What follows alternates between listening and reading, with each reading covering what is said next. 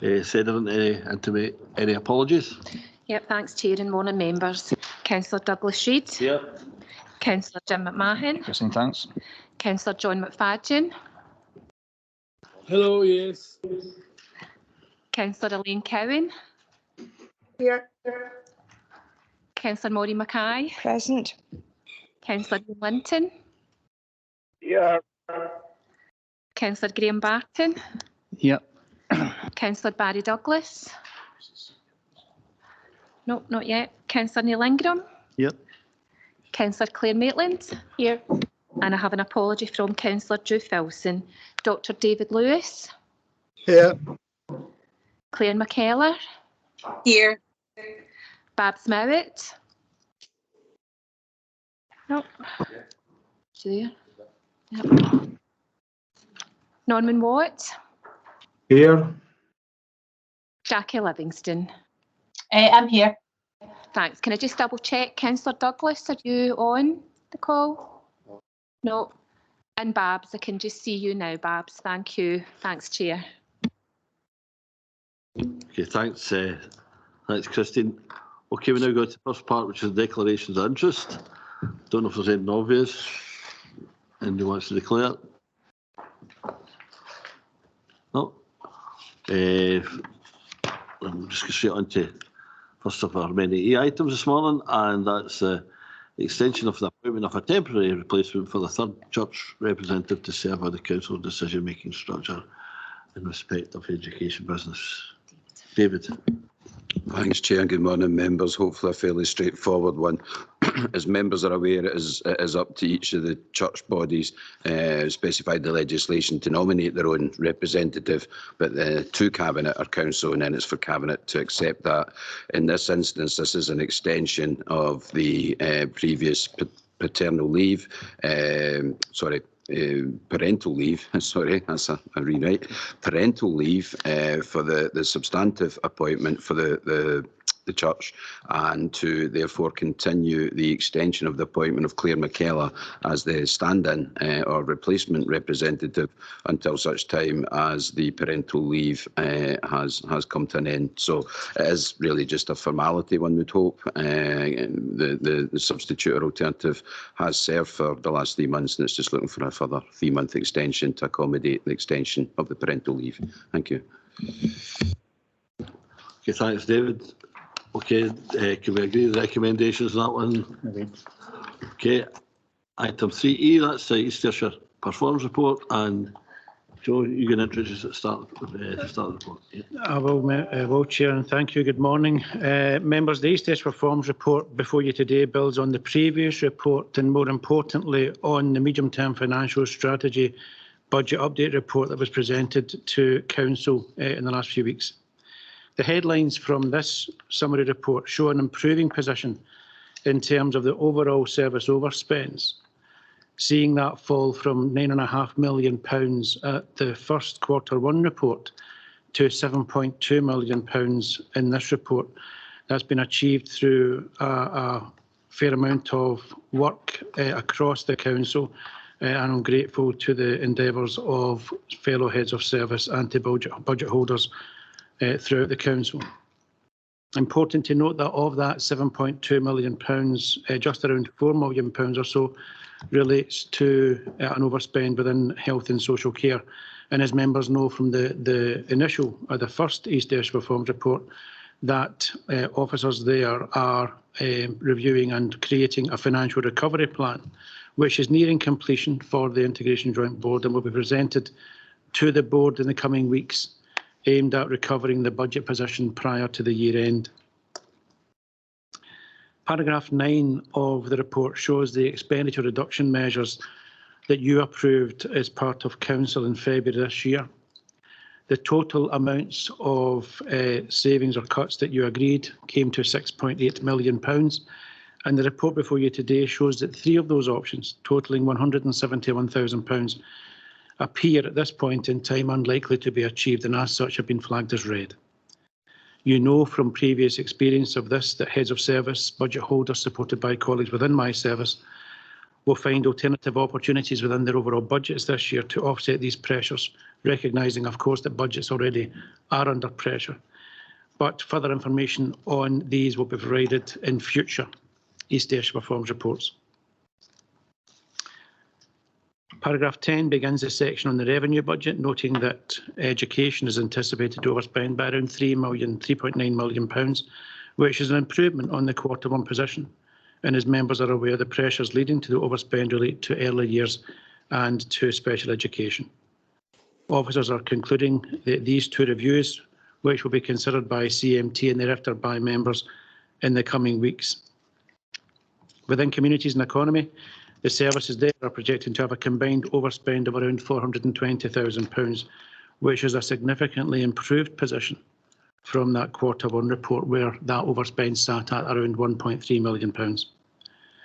We see again pressures within Ayrshire Roads Alliance relating to education transport costs, and reviews to reduce these costs, together with a wider review of the waste management service within housing and communities, is underway, with these proposals being brought back to CMT and to members in due course. The Q2 East Ayrshire Performance Report also takes the opportunity to review the capital programme in paragraph 16, notes the rephasing of this year's capital programme, which will see planned projects that were originally anticipated to spend £50 million this year, instead spending around £39 million, with information provided to you at the table at paragraph 18. Members, you will also be aware of the outcome of the Council's bid to the Scottish Government Learning Investment Programme and to the notification recently in the last week or so that we have been unsuccessful in our Leap 3 bid. And certainly we can discuss more about that, but certainly at this point in time, officers across the Council are reviewing the implications of that bid, not just against the financial aspect, but around education outcomes, education needs, and also wider implications around population demographic. Members, the report then moves on to other sections which are discussed in more detail in the accompanying report. And so, Chair, with your approval, I'll stop there in terms of the summary report before I move on, and happy to take any questions. Thanks very much, Joe. Maybe just to mention the Leap 3 bid, just to say, I think that shared right across the council. We're obviously disappointed so many pressing projects that we would like to deliver, and I think it's just a matter of just having some kind of reflecting just how best to achieve that. Ambition still remains, and I think that's, as you said yourself, Joe, that's something we need to reflect upon. Colleagues, any other? Claire? Just a quick question. I know you said that the waste management review was imminent. Just some idea of time, please. And through you, Chair. So it's a complex review. I think that's the first point I would wish to make. It's a review that has been started a fair while ago by the head of service, supported by colleagues across the council. But it's a complex review in such that it will probably be done in stages, and I can see certain milestones being brought back to CMT and to members for their consideration. We had spoken earlier about the reviews that are taking place across the council and how it's important that they were concluded or brought back to CMT and members before the budget. I think that would be the case for nearly all of the reviews. I think waste might be different, but certainly very conscious of the work that's been undertaken and supporting colleagues through that. But please be assured that in that review you'll see certain aspects of it being created and being brought before you in certain intervals. Okay. Ian? Thanks, Dougie. It was just to go back onto the schools. Obviously, I'm very disappointed that we've been unsuccessful. However, given the spiral in costs of materials, I mean, we get a very generous support from the Scottish Government, but our share, if we had been successful, would have been so much higher than it has been in the past. I just wonder if Joe would maybe want to expand on that a bit.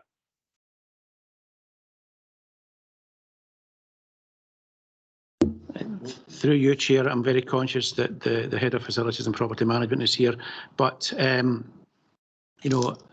think generally in the capital programme we're seeing pressures across all projects in terms of supply chain issues and also around commodity prices and the bare essentials that's needed to build new assets.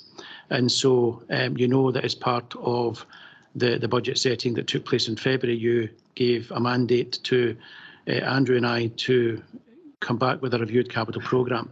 And I think that is taking place.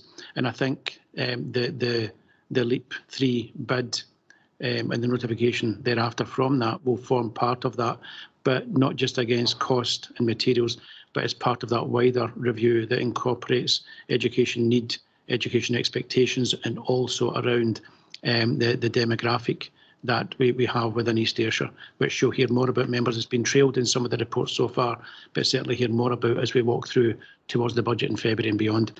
Don't know whether, Andrew, whether you want to come in at some point. Right, we'll bring in the Chief Executive first of all, if that's okay. Thanks, Leader. I mean, I suppose we should reflect that when you as members signed off the LEAP bid, we actually in that paper did say there was an option that we actually might not get this money, and if we didn't get this money, it would mean that we would have to step back and look again about how we go forward. I think going forward, it's not about seeing any one individual, because we talk about LEAP, that was for a particular programme. We need to look at the wider needs of our schools. We need to look at educational need. We need to look at demography. We need to look at affordability, and we need to look at deliverability. So there are a range of different things that we're going to have to look at in terms of how we come back in terms of where we are now. That I think some of this has been driven by us knowing that we need to review our overall capital programme as much as it is around LEAP. To be honest, we need to be clear about that, because out with LEAP there is still significant pressures on our capital programme and pressures on what we would aspire to in terms of deliverability. So we need to bring all that together to members, and we need to come back to use both within these like this forum and other forums with our best professional advice about how we can take these matters forward. Thanks, Eddie. Andrew? Yeah, I suppose just a wee bit of the sort of wider background in terms of the market rather than in particular relation to our own programme, as Joe and Eddie have already set out. I was at the Heads of Property meeting last week, and there was a presentation there just around the kind of market conditions. And I think realistically, I think everybody got to recognise that what we've seen over the last 2 years, it's effectively kind of inflation in double figures. The construction sector have really been hit hard with that. And that's not just in terms of material costs, but also in terms of staffing as well. There's a real kind of shift there in terms of resources available to deliver programmes as well, which again is driving up costs, and obviously wage awards go with that as well.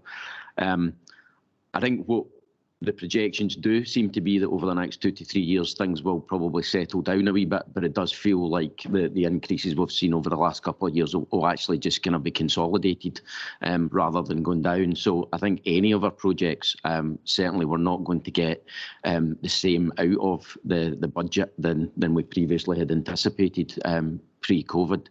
So as Eddie's alluded to, I think kind of those further challenges are certainly here to stay, I think. Thanks, Andrew. Maureen? Sorry, of course, it's a huge blow to us in terms of North West Kilmarnock that we're not getting that. I think it's fair to say, I think we saw the presentation. I think, a really excellent case was made by us in terms of, I think we've seen in this chamber the video of what potentially we were aspiring to. Again, I think it's probably worth, the Head of Education just making sure that we understand the actual numbers of children that are actually impacted here. I take on board what Chief said, what Andrew has said as well in terms of where we are. But again, I think it's, clarification. I think we put in a bid that we were satisfied about, that we were proud that what we looked at was something that was visionary, that was a real looking at 21st century future planning for the education across Northwest, for that to be knocked back by Scott Gov, I think, is a significant blow for us. So I suppose, we have to understand, because we need to look at how do we go forward from here. So what was it, and what were the grounds that Scott Gov chose not to give us the money? I think is actually something important for us to look at and to learn as to how we go forward.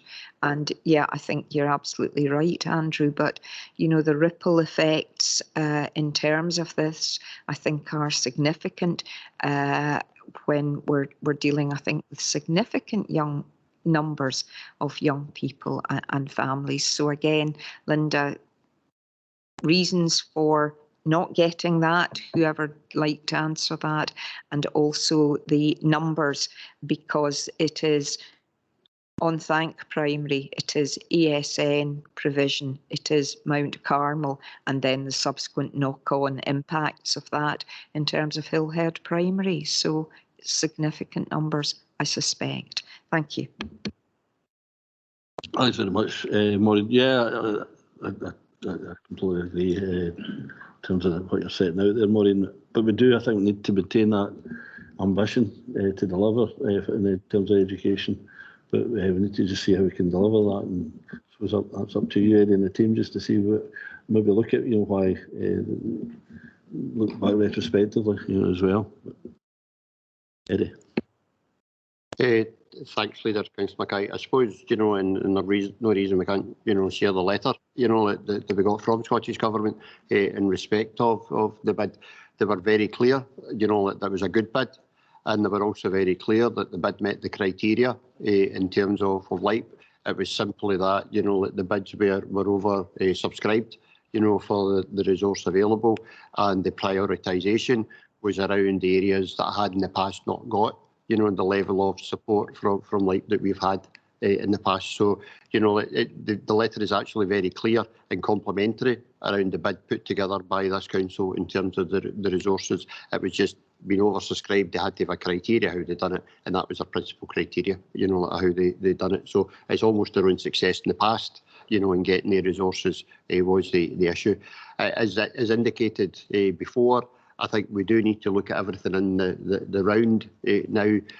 I think it'll be really important that we take together, the different professional advices that we'll get across, your senior officers.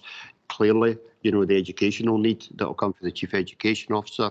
It'll need to be the deliverability, that comes from, Andrew and the team, and, around the affordability from Joe, and some of the demography issues that we will look at going forward as well over the period, that we would expect these to be assets to the council, that Ian and the team, Ian Tuff and the team will lead there. We, as indicated back in 22, if we didn't get this money, we were going to have to stand back and really look at what is our priorities at this time. And you're absolutely right, members, in terms of there's a wide range of priorities that some were within, the LEAP bid, that others like, Hillhead Dining Room, like our challenges down in Doon in terms of affordability and planning, and like our issues, for the, the Kilmarnock, Stuart and the northern area around capacity there as well. These are all issues that we're going to have to take in the round and actually come back and give that cross, it's the reason I'm taking the question, it's cross-professional advice that we're going to have, to give to you in terms of that. Thanks, Eddie. Maureen. Well, thank you very much, and thank you for the offer, for the sharing of the letter. I think that will actually be quite important going forward. I think we know that we have done well. I mean, we can drive across the authority and we can see successes. Is that going to wash with, again, I'm waiting for Linda to just give us sort of numbers of young people and by implication numbers of families engaged? I think perhaps not. And, I've been at various openings, even in the last 18 months, in terms of buildings that have been refurbished or new school that has opened in Netherthird. And I'm absolutely delighted that we've done that, absolutely delighted that those communities have got that as a really excellent resource going forward. But, you know, I can't express really the level of deep disappointment that there is and deep concern, particularly in terms of that area. When we look at it is an area of high growth. Not only do we have housing developments which are been agreed that are going forward, but it is continuing. It seems that it's relentless within the area of Kilmarnock North in terms of the interest that there is in terms of building there. And when it's families and going forward and wanting people to have the very best experience here in East Ayrshire and keep themselves for generations going forward here in East Ayrshire, I think we really do need to look really seriously at what our offer actually is. Thank you. So some numbers would be helpful. Thank you. Thanks, Maureen. I think we've been so successful in the past, you know, in terms of the capital programme that we've got. I think that's, you know, when we're left with one C-class building in St Sophia's, you know, in terms of our estate. But obviously, we know there's so much, as Eddie says, there's such wider things here. You know, the population growth and some areas, you know, the population decline, you know, of equal kind of pulls on our resources, and we just need to see what we can do to try and deliver and keep on doing what we've been doing really well and delivering good quality education facilities. And I think that's we need to reflect on how best we do that. But in terms of Maureen's question, in terms of numbers, Linda, can you help? Yeah, absolutely. Councillor Mackay, I'll be happy to supply you with numbers in those particular centres that were associated with the bid, both in a kind of prospective manner and also in a solid manner in terms of those in the building just now and projections that would have been aligned to the bid itself. So I'll be happy to supply you with those, no problem. I think we are talking 4 figures overall, which is significant. Thank you. Thanks, Maureen. Okay, anyone else? Okay. Joe, just want to continue the presentation. Thank you, Chair. Members, page 15, and we begin on the accompanying report. Services listed here, we're starting with education. As I said, an overspend of around £3.9 million, and we can see that in early years an overspend of around £1 million and anticipated with an additional overspend of around £2.4 million with an additional support for learning, with £1.5 million of this amount relating to transport costs. Members, you're aware that additional support for learning transport costs has been a growing pressure for some time now. And the review of this area is nearing completion and will be presented to members in early course. Within the other services in this page, finance and ICT, governance, corporate support and people and culture, we see underspends taking place as previously approved. Service reviews are being actioned and recruitment is ongoing within these areas, leading in most cases to the reasons for the underspends that are listed.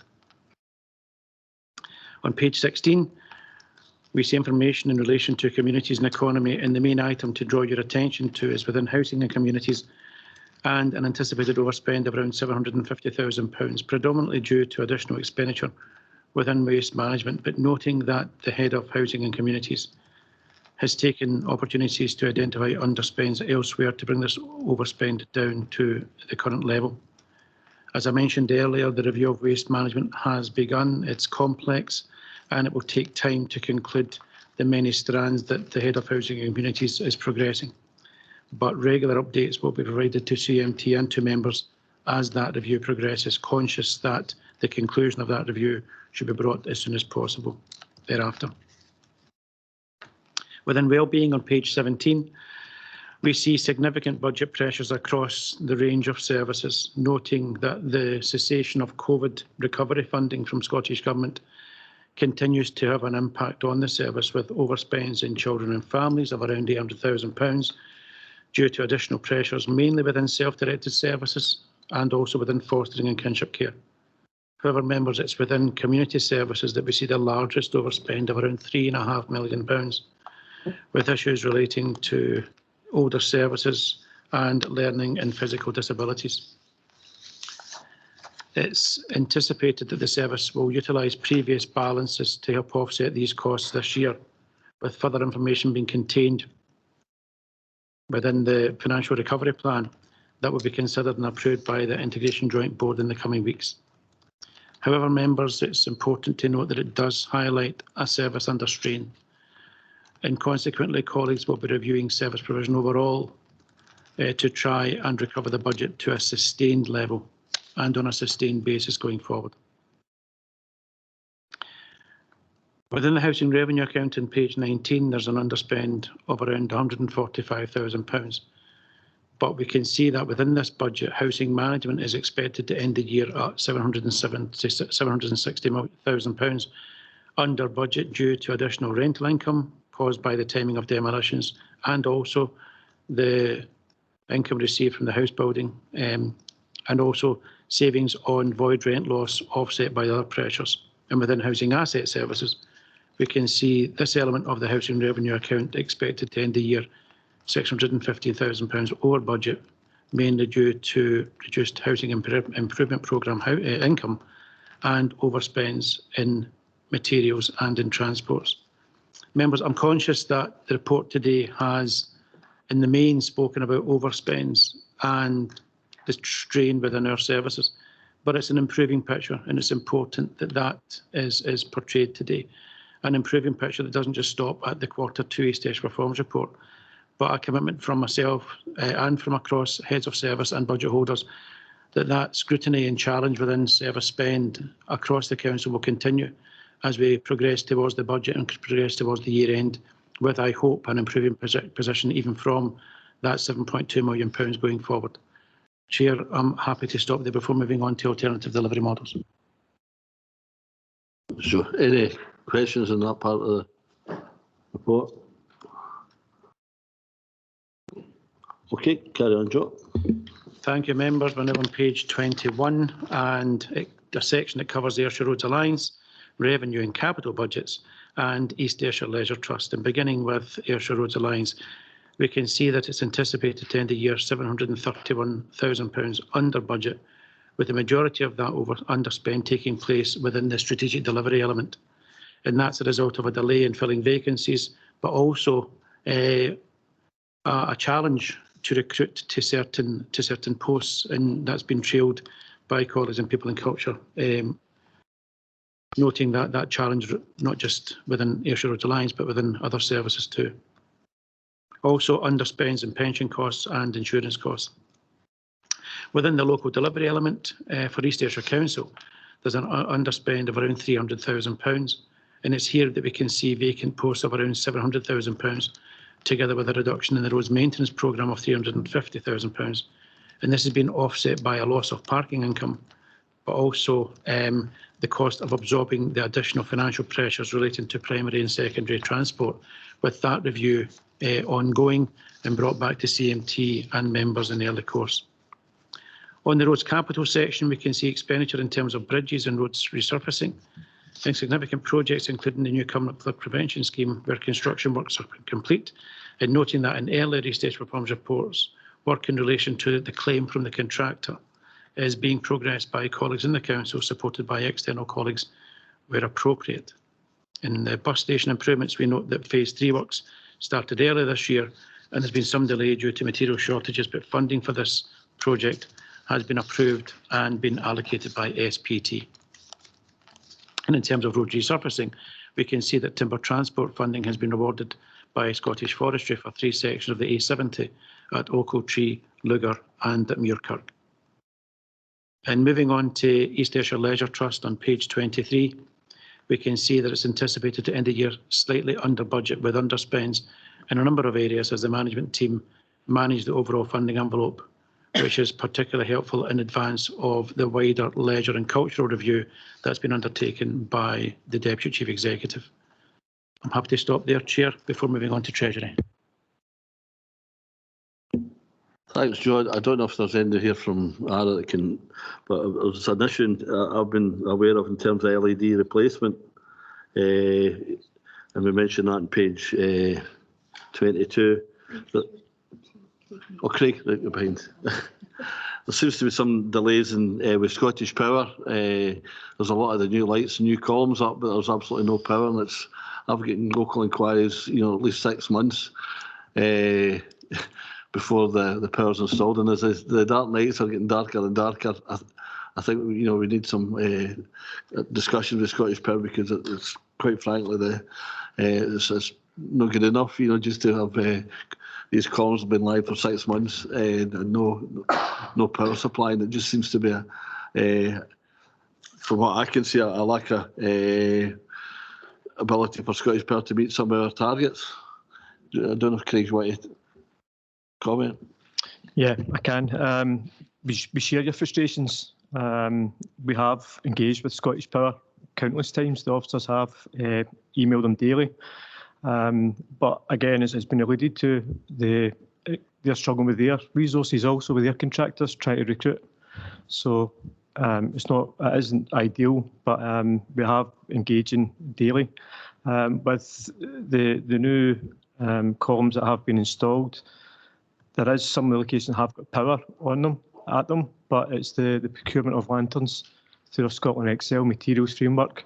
But we have got guarantees that they will be delivered within the next 4 to 5 weeks.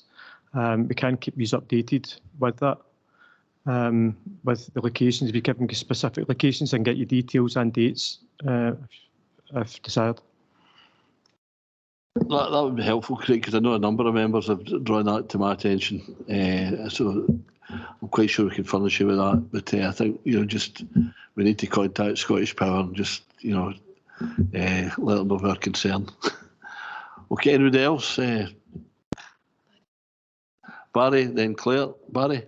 Thanks, Chair. Just further on, a couple of questions here, but to kind of further on from the point you just raised there, Leader, in relation to the lamp standards that we don't have the lighting sorted. I know certainly having a number of constituents approach me, particularly in the Samson Avenue area and Lunfern Avenue area, with letters to say we were told this would be finished 6 months ago and still not done. I think it might be worth lettering people in these communities to let them know that an updated position, maybe not giving them firm timescales, because we can understand there could be further delays, but give them an indicative timescales, that would be good. Just on a couple of other points, you mentioned the bus station, and yeah, I see that the top end of the bus station is now open. That's great to see.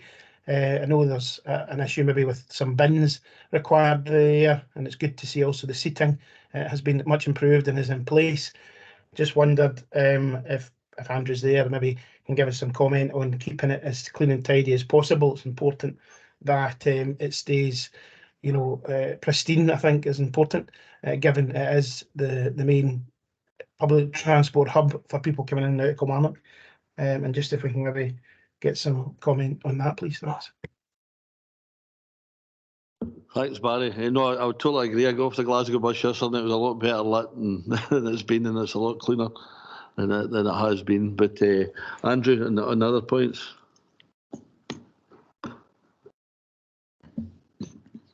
I'm not sure if necessarily I can answer the points that were raised there. Craig, okay, we get Craig here as well. So, yeah. Yeah, with regard to the letter, and we can take that on board. We can give the residents an update. Again, Councillor Douglas, you give me locations. I can arrange for officers to provide an update to the residents. Regards the bus station, I do know that that has been progressing well. I think we've got an early completion date of potentially early 24. But that's all all the latest I know. Thanks, Craig. Okay, members, anyone else? Claire? It's in terms of the lampposts, I'd like to take the opportunity to maybe declutter some of our streets at the same time.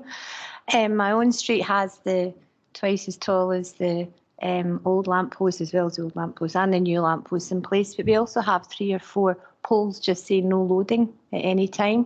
We also have street signs as well, which you could have put the no loading at any time onto.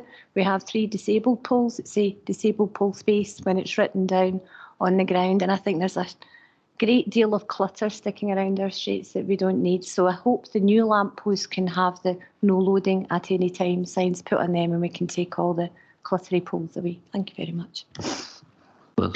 No, I think many of us would agree with you in terms of some of the street furniture clutter, particularly in Kilmarnock Town Centre, but I'm sure some of our other communities as well. And maybe that's something for the Civic Pride team to look at as well, just the general issue. But Craig, in terms of specifics? Yeah, so the old lighting columns are obviously still energised, and when they do get de-energised, there'll be the transfer onto new lighting units, and the units will be disconnected and removed. Regarding the parking bay, the disabled bay signage, that has to still be present. It can't just be on the roads, but they will be taking the opportunity to move some additional signage onto the lighting columns, and transfer street nameplates, etc., onto the new lighting columns. Thanks, Craig. That's helpful. Okay, Joe, Richard. Sorry, thank you, Leader. Just a quick one, just to say to members that I have some correspondence in regard to the bins that Councillor Douglas raised this morning. So I'll discuss with colleagues in our area and make sure that members get a response by return. Thanks, Leader. Thanks, Richard. Okay, Joe. Thank you, Chair. We're on to page 25 now, which is Treasury. And I suppose members, you know from the Treasury Management Report at Council that this area is a focus for me and the team, given the relationship between that and our capital programme, and also because of the wider issues that are taking place, where our latest understanding is that interest rates will remain at their current level for a bit longer than we had planned. But in the report before you, we can see that as a council, we have a total debt of around £414 million, with around 80–90% of this with the Public Works Loan Board. £50 million with money market institutions, basically an old historic debt that is, and then £15 million in short-term borrowing from other local authorities, which supports local authority cash flows not only here but with councils elsewhere. At this point in time, we've got investments of around £12 million being actively managed. Members, this is a reduction of around £12 million since the last report, and that's because two market loans that have lender options and borrower options contained within them, totalling around £17 million, were subject to the lender exercising those options in the last few weeks so that they could take the money from us and then put it back out at a higher interest rate than we were paying. So we've repaid those loans and we've taken new short-term borrowing to replace them and to maintain our cash flow levels. So quite a dynamic position in terms of Treasury. We manage it on a daily basis and very conscious of the needs of the Council in terms of our capital programme. But happy to stop there on Treasury before colleagues move on to capital, Chair. Thanks. Any questions of the Treasury? No. Carry on, Joe. Capital. Simon, over to you. Yeah, thanks, Chair. Good morning, members. Capital programmes continuing to make steady progress, but as we discussed earlier, it's facing significant challenges around about the current economic climate. So, as usual, without going through the report in great detail, I'll give you an update on a selection of projects in relation to their stage of development. We have approximately £27 million of construction contracts currently on site, including the new build at Dunlop Early Childhood Centre, which is now wind and watertight.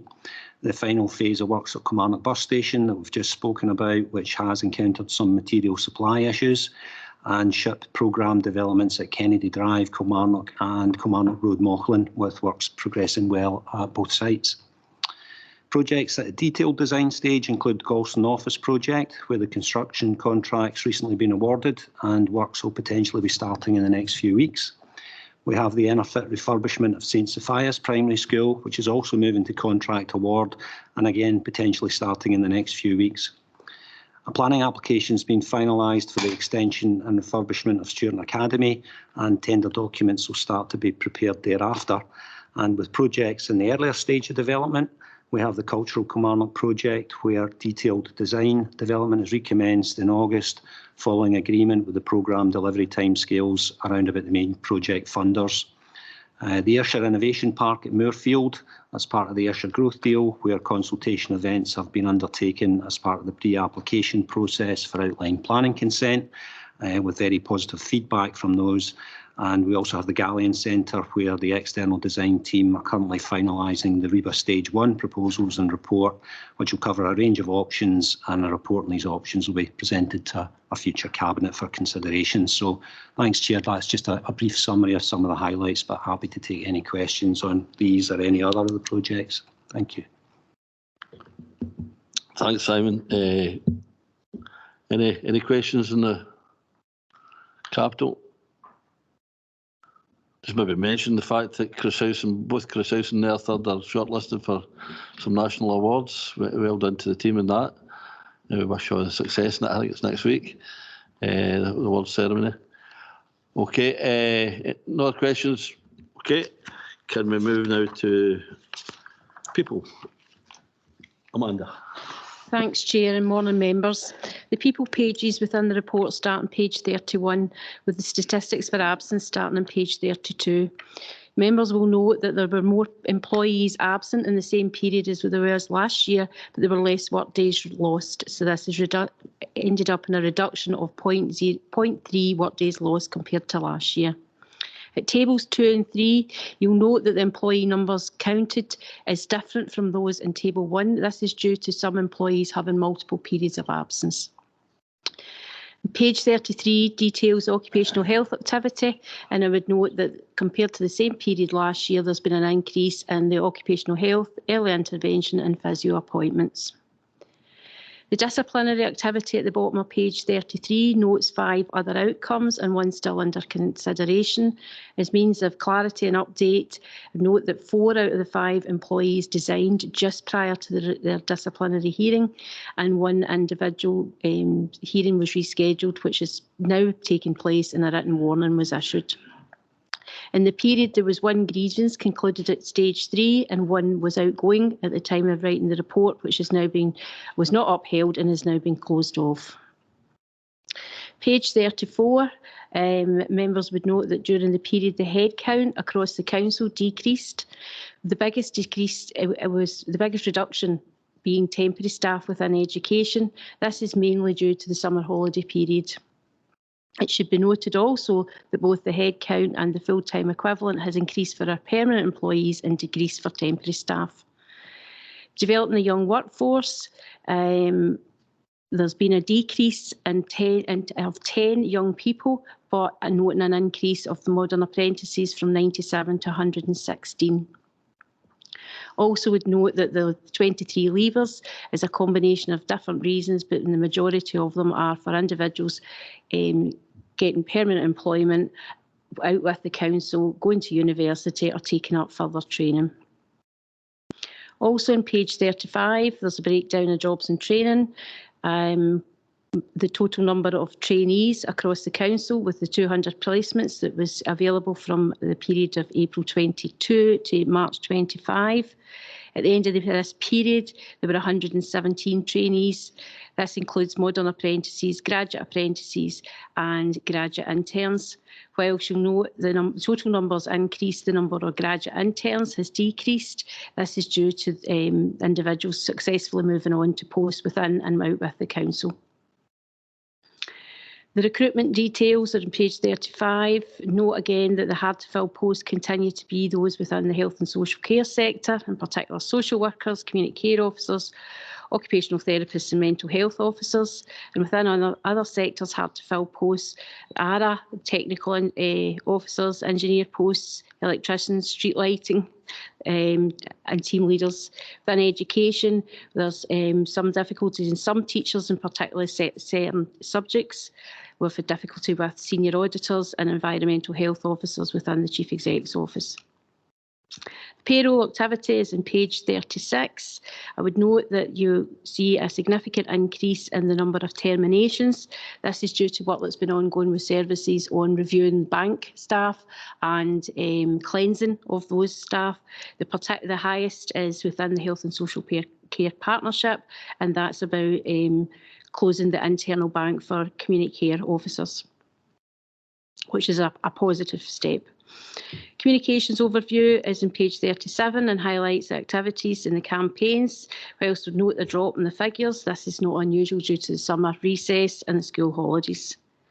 ODE key performance areas on page 38 have been updated to provide members with more details on our online induction model, leadership programmes and mentoring framework, and also the FaceTime engagement. Happy to take any questions. Thanks, Amanda. I think that the trainee table is really encouraging, although it's not meeting our full targets. And sometimes that's often a victim of success where some of our trainees have been able to get jobs elsewhere. It's quite incredible for an authority our size, the number of traineeships and apprentices that we're managing to get through there, and that's something to be proud of. Is there any other kind of, just maybe ask the general questions, obstacles? Is it seasonal, or in terms of the fluctuations, why we can't just get the full targets, or is there anything we need to address? We are confident that we will achieve the full targets given the numbers. So some of that's about planning and about colleges and about intakes and different things as well. So, but the asks that we have got would achieve the full targets. Again, like everything else, some of the recruitment's been a bit slower than what we would have hoped for, attracting the right individuals, but we are on track to achieve the 200. Oh, it's a great job you're doing. I'm really proud of what's been achieved there. Colleagues, any other points and people? No? Okay, next part's health and safety. Amanda's doing that today. Thanks, Chair. Health and safety pages start at page 40. Noting the number of reportable incidents reported to health and safety section has increased by 52 in comparison to the same period last year, and while the number of incidents to HSE has increased by 1. The increase in non-reportable incidents is mainly due to the increase in violence and aggression reporting within educational establishments, particularly within period 6. As reported previously to Cabinet, this is mainly driven by incidents involving staff directly engaged to support young people displaying dysregulated behaviour. Paragraphs 24 to 26 of the Coven report outlines various positive health, safety and wellbeing indicators, and I'll highlight a couple of these. Under the Here to Listen suicide prevention strategy, 551 people have now undertaken the training, and the health and safety team projecting that they will exceed the target of 600 by the end of this year. Since the Here to Listen was launched in December 18, our trained first aiders have carried out 223 interventions with people in crisis, which is an increase of 12 since the last East Ayrshire Performance Report. The community defibrillator initiative continues to progress well, and to date contractors have donated £82,000 of equipment, with further equipment due to be delivered soon under the community benefits provisions in order to meet the demand for new community applications. So far, 45 defibrillators and cabinets have been given to community groups, and 2 due to be issued in the coming weeks. Happy to take any questions. Thanks, Amanda. Obviously, and I think we discussed it before, the issues with violence and aggression incidents at school is something we're trying to address. I don't know if yourself or Linda maybe want to say some of the action that we're taking. Thanks, and through your leader, this always remains at the forefront of educational thinking, and clearly the Chief Exec's Health and Safety Group is one of the key fora for that discussion to continue, where clearly Education Central are represented and education staff are represented highly in that particular group in terms of strategy. The incidents we see do very much centre around the primary establishment, and as our People and Culture lead has already said, some of this is actually relating to incidents involving people directly employed to support some of the young people in almost a one-to-one manner. And some of the young people are incredibly dysregulated. They're really struggling out there just now. It also reflects what's going on, I suppose, outside as well in terms of some of the wider dysregulation issues we see in society. But it's certainly something that we continue to have at the forefront of thinking and the forefront of development and support in terms of staff who are working with these young people. But the figures do align clearly to the period that we're in. Some of these will have been over before the summer holidays are now coming through. You see that in terms of days to respond. So I think it's just important to keep the figures in context in terms of the period cycle that we're in, that being period 6. And the ways in which these are normally reported as well. But some of these are actually repeated incidents from the same young people, and I think it's important to understand the numbers involved and the scale and the context here. Thank you. Thanks, Linda. That's helpful. Members, any other points or questions? Okay, carry on now with the business briefings, Joe. Thank you, Chair. They begin on page 43, members, and they contain, as always, a number of indicators that service colleagues would want to draw to your attention. In terms of the first set, we can see that benefits processing is on target, but we're very conscious of the additional pressure being placed on the service through increased council tax reduction applications, with the service also planning for the implications arising from DWP's managed migration project, which is due to launch this month, which, although not impacting on East Ayrshire yet, will likely cause an initial deterioration in these statistics as we support claimants in the long term move from legacy benefits on to universal credit. Within housing and communities, we can see really positive performance around the percentage of new tenancies sustained, and also in terms of rent loss due to properties being empty. It's heartening to see the current tenant rent arrears as a percentage of the gross rent due being below target, testimony to the hard work of the team and the supports they offer given the pressures facing our communities. And we can also see in the bottom of the table employability indicators that show businesses being supported to create new jobs, as well as the apprenticeships being taken forward, being given opportunities within local businesses as part of the Council's Jobs and Training Fund. As you can see, members, within wellbeing, we see the usual indicators, noting that although I described earlier a service under strain, noting that the standard hospital discharge is still at 0, with narrative provided around delayed discharge bed days and information around the number of looked after and accommodated children also highlighted in this briefing. I'll stop there, Chair, before moving on to complaints. Thanks, Joe. Any questions or comments there? Claire? I'd just like to make a comment on the delayed discharges and the pressure that everyone's under there, and it's very much appreciated. But what's contained within this report as well is we hear people picking out delayed discharges, we hear them picking out, you know, how long it takes to be seen accident and emergency. What it says in here gives a much bigger picture that it's a whole system pressure, that the pressures are on every part of the flow of the journey from the beginning of the hospital to the end of the hospital. And I appreciate that it has that in there, and we stop cherry picking 1 or 2 places throughout the flow through hospital procedures. Thank you. A fair point. Eddie? Thanks, Leader. Thanks.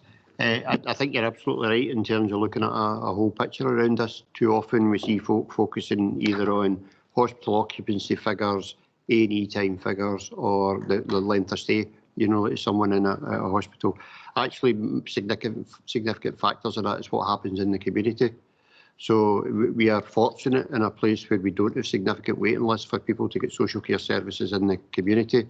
Therefore, if they do go into hospital, they can come back out again and pick up the social care services. If you're sitting with significant waits in the community, as many of our colleagues have, around the country, then actually when people go into hospital, they lose their social care package because someone in need in the community gets it, and therefore you can't get discharged. So you're just absolutely right that you need to look at the whole picture, around this, and not the narrow picture around delayed discharge. Delayed discharge are also, people focus lots of times around numbers. It's not about numbers. This is about people. And, there are people who, if they stay in the wrong place for too long, that actually causes them significant harm. So our focus and our achievements around this is focused around people and not around the numbers. And I think the person, whether they're in a hospital, whether they're in a care home, whether they're in their own home, I think the view of us has to be is that East Ayrshire residents and their responsibility to provide them appropriate care. So that's all we'd add to that. Thanks, Ed. That's helpful. Okay, anyone else? Okay, now go on to complaints. Thank you, Chair. They begin on page 49. They show that 36 complaints were received, with a further 7 carried forward, slightly up from the same quarter last year. Performance for these complaints in terms of stage 1 and stage 2 and the time taken to determine complaints is shown. And in the bottom of page 49, we can see that of those 36 complaints, 17 had improvement actions associated with them, and services are actively taking forward these improvement actions in order to improve service delivery and overall complaints handling. Chair, with your approval, I'll continue on to risks at page 52, noting that the Corporate Risk Register was reviewed by CMT on the 25th of October, and for this Q2 report, no new risks have been added to the Corporate Risk Register, nor have any risks had their priority status changed. In terms of the economic climate, the Risk Register notes that the budget report was presented to Council last week or so. We are working to close a £7 million structural gap, and we anticipate that further information will be provided as part of the autumn statement this month, and more importantly, as part of the Scottish budget, which has been confirmed to take place on the 19th of December. We are also noting in risk 1B that income levels, particularly around parking, are taking some time to recover, but we recognise the excellent work that colleagues are doing to try and recover this income level. Within the impact on our local communities, we're seeing an increase in council tax reduction of around £1 million of a strain on our budget, but also more recently, we're seeing a sustained pressure on crisis grants, and even after the injection of additional budget that you approved recently, it is likely that priority levels will have to be reviewed in the not too distant future. In terms of risk 2B, Ayrshire Growth Deal, we note that work to assess the wider capital projects is ongoing.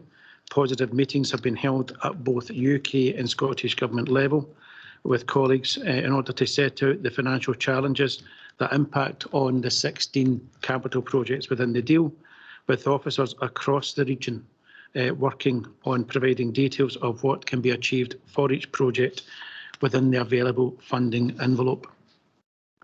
Chair, I'm happy to stop, noting that the recommendations for Cabinet today are on page 6 at paragraph 3. Thanks, Joe. I think, risk item number 2A there, in terms of withdrawal from the European Community, I think that's been a kind of thematic in some of the earlier discussions about the capital programme, and even getting the issues with street lighting. So it continues to be a festering sore that I think we need to, maybe not for us, but for other places to address. Members, any other questions on this? Claire? Just quickly on what you were saying, I was going to raise it myself at 2A. Do we have any idea how much money our council has lost out on after withdrawing from the EU in terms of funding? Is that something that we could look at, or something that we could bring back? I mean, we're saying here is there is no solution. There is no evidence of the impact check, and it's in paragraph 2A. Through you, Chair. Prior to leaving the European Union, we had access to European structural funding, and then from that we had tentative approach through Community Renewal Fund from UK Government, and then more recently the UK Shared Prosperity Fund. I've got to be honest, we can do many things with the figures, but trying to unwind and backtrack on previous European funding figures is difficult. And it's because the lead agent for European structural funds was the Scottish Government. And so that funding was receipted to the Scottish Government, and the Government themselves used that for some projects and then dispersed some to the councils. So trying to unwind that and get the total figure that was spent in this area or in this region is difficult. What we do know is that the Shared Prosperity Fund has allocated £17 million to the region, with each council, ourselves, I think 6.2 million of that through the two projects, one on the wider Shared Prosperity and one on Multiply. But initial calculations, and I stress initial, showed comparability between the post and pre, but I caveat that by saying to try and find out the total figures behind the original model of European funding is extremely challenging. Okay, no, it's a fair point, but difficult to assess. But we do know that we can see the pressures in terms of contract inflation and other issues as well, quite very evident. Okay, and nothing else, no other comments. Okay, that's us. Recommendations. Go straight to recommendations. Can we agree recommendations? Okay, that's it. Okay. Go to item 4 now, and that's submission of the Climate Change Public Sector Report for 22-23. Andrew.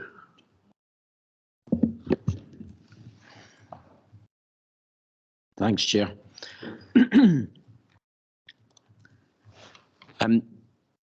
This report sets out the Council's approach around our climate change strategy and actions, and ultimately is looking to submit the report to the Scottish Government in terms of our climate change declaration report. This is clearly an annual report that we've been submitting to Scottish Government for a number of years, and over the last couple of years since we've introduced the climate change strategy, we've looked to bolster the report in terms of some of those other actions that we're taking. I'll just take you quickly through some highlights within the report. Obviously, appreciate members may have some questions. Clearly, the background to the work that we've been doing around this is on the sort of national and international global stage in terms of climate change. Clearly this year and over the last kind of couple of years, there's been significant impact across the world in terms of natural disasters and impact on the weather. This has clearly created a drive around addressing climate change and taking action to reduce our carbon footprint. Government has set national legislation, both at UK and Scottish Government level, and this report provides a response to those areas.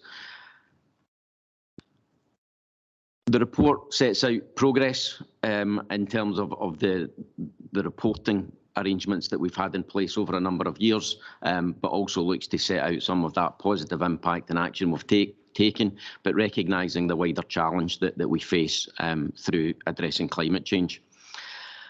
I would like to just acknowledge the range of colleagues who have been involved in pulling this report together. Obviously, James Lally and the climate change team are here today, but obviously this is something that is cut across all aspects of the council, our communities, our schools and businesses across East Ayrshire, and clearly the amount of activity that's captured within the report is really significant. The report is a standard format in terms of the appendix, and that's obviously set by the government, and we have to kind of set that out in the format presented. It clearly evidences the numbers and the actual carbon footprint, and clearly a range of activities we've been involved in and the areas that we're looking to take forward. It does set out the sort of 3 scopes within the report. These do align to a certain extent around our climate change action plan, and I'll cover that a wee bit afterwards. In terms of just, I suppose, the highlight through the report in Table 1 at paragraph 14, which shows the overall direction of travel of the Council's carbon footprint, we've seen a significant drop this year, and that obviously is continuing a trend that we've seen for the last 10 years, subject to the 2 years of COVID, which obviously has been reported in previous years. The report kind of sets out, I suppose, the targeted actions that we've looked to address over the last couple of years, but recognising those are really about supporting our wider communities and engagement, and also improving our knowledge and preparation of actions to come. Recognising that the investment that the Council agreed 2 years ago was focused on some of those short-term actions, recognising that this is absolutely a longer-term agenda. The report set out Excuse me.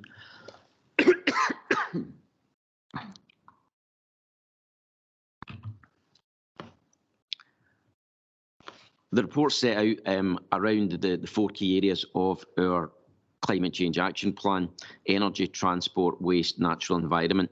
And as I said, the first 3, energy, transport and waste, have a direct impact on the calculations in the report and the current reporting mechanism.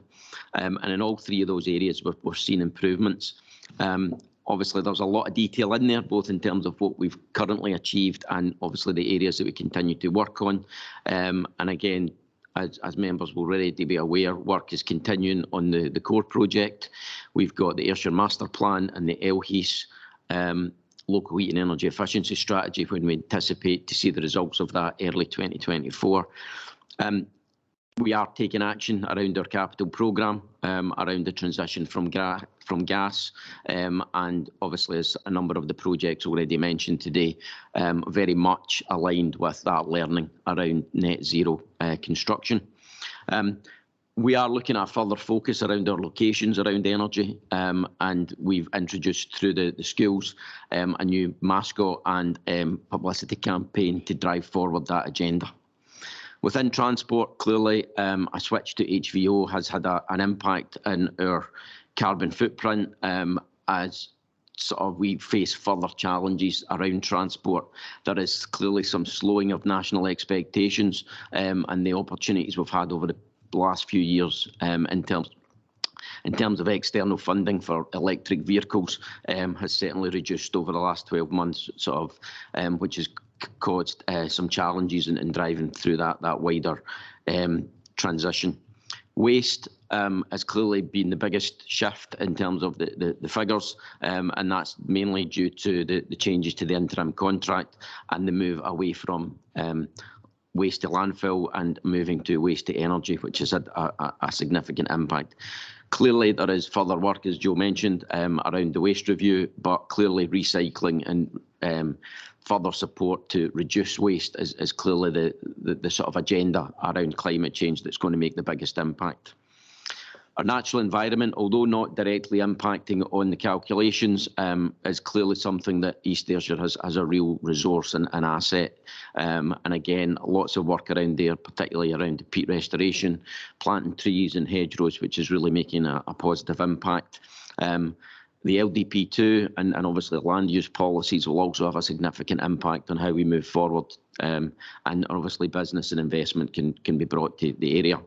And again, a whole range of activity through East Ayrshire Woodlands, Coalfields Community Partnership and individual schools, again, is really promoting our value of our natural environment.